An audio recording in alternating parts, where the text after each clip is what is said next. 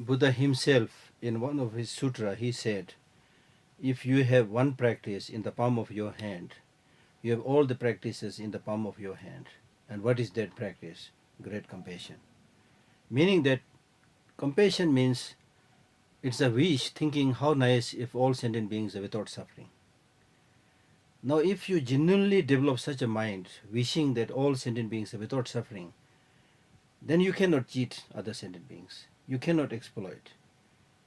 All other negative activities towards other sentient beings will cease.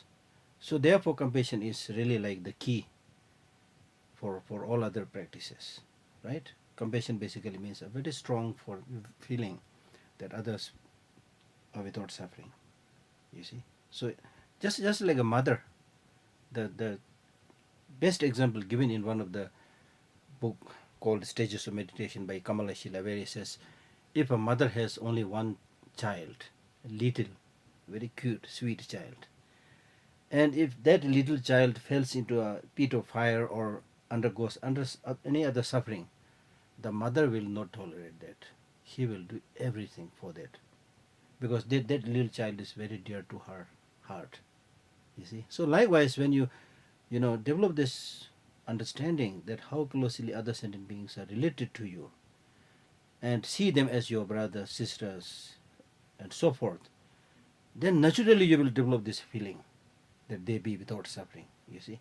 So when you have this genuine concern, all sentient beings become very attractive to you, very close to you, very pleasant to you, you see. So whether somebody sees pleasant to you or not is your mental attitude, you see, your mental attitude. So therefore that feeling of concern towards others' well-being, that they be without suffering, is the key. And it is based on this development of compassion that you can also develop other qualities like Bodhichita, as you said. So there means now when you develop this compassion, wishing that other sentient beings are without suffering, then the question arises, how can you help them? Just by money? Even if you become the richest person in the world, there is a limit you can do. Money cannot solve all the problems. So therefore then you come to the realization that I should myself become Buddha, which means when you become a Buddha, you know everything. What is their need? What was their past karmic, potential? What is their present state of mind? What are they going to experience in the future? So depending upon their need, the Buddhas can guide you in a way which is absolutely suitable to them. So that's the best way of helping them.